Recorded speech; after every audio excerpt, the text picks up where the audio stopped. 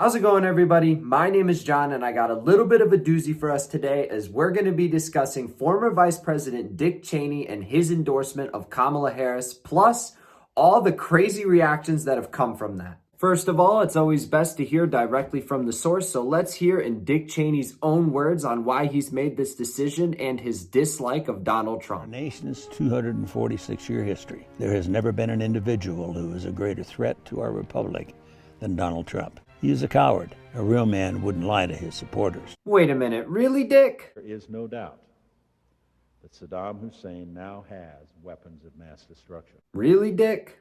There is no doubt that he is amassing them to use them against our friends, against our allies. Really, Dick? Confrontations that will involve both the weapons that he has today and the ones he will continue to develop. We're kind of calling a spade, aren't we here? Now, I know just as well as anybody that there's a lot of differences between the Republican and Democratic parties. But the one issue that I thought that we all seen on a bipartisan level is that George Bush and Dick Cheney were a terrible ticket that pushed us into unnecessary wars and got people hurt. For YouTube's sake. Why don't you guys take a quick listen to what our current fearless, flawless leader, Joe Biden, had to say about former Vice President Dick Cheney in this vice presidential debate from 2008. Vice President Cheney's been the most dangerous vice president we've had probably in American history. He has the idea he doesn't realize that Article 1 of the Constitution defines the role of the Vice President of the United States. That's the executive. He works in the executive branch. He should understand that. Everyone should understand that. The only authority the Vice President has from a legislative standpoint is to vote.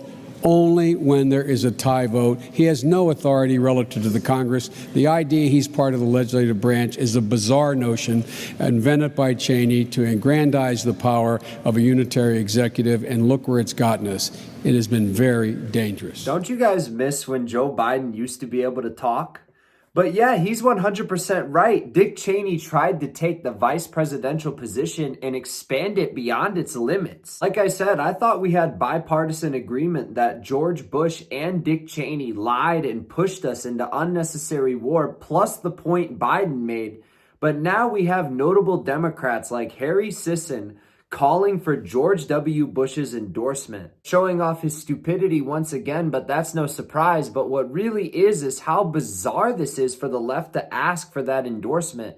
And to really exemplify that, I want you guys to listen to Anna Kasparian of left-leaning organization The Young Turks and her opinion of George W. Bush's administration. To make some Democrats completely forget that we're dealing with a war criminal here, someone who didn't protect the country from 9/11, someone who led us into a preemptive war with Iraq that led to millions of Iraqis dying. Abu Ghraib is another example. Torture is another example.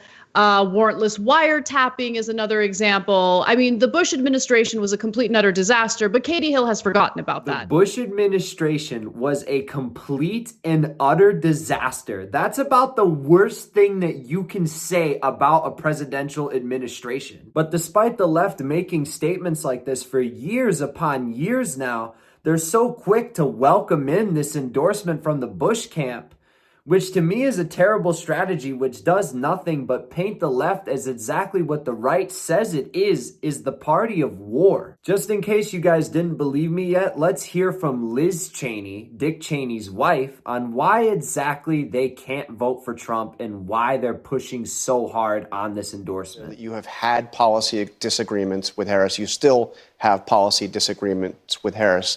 But she has moderated her positions on a whole range of issues from where she was just a few years ago. Did those moderations and the efforts to present kind of a moderate face at the Democratic Convention, did that make the decision to endorse her easier? I have never viewed this as a policy election. Right. But I think that it's a very important point. If you look at Vice President Harris's speech, for example, at the Democratic Convention, it is a speech that Ronald Reagan could have given. Wait a minute, I better check my fucking ears really quick. Liz Cheney really just said that the election had nothing to do with policy for her, which makes the left's welcoming of her and her husband's endorsement even worse. because they've done nothing but bitch this whole election cycle about, oh, Trump coming with the personal attacks. He never talks about policy. It's all personal attacks. Now, the main endorsement that they supposedly have from the other party that's like, yeah, you guys should come and vote for Kamala now, is somebody who just said they do not give two shits about policy. But if that wasn't enough proof for you guys, I don't know what will be. If you guys enjoyed today's video, make sure you hit like and subscribe. Leave a comment of what you guys think of Dick Cheney's endorsement, and I will see you all in the next one. Peace out.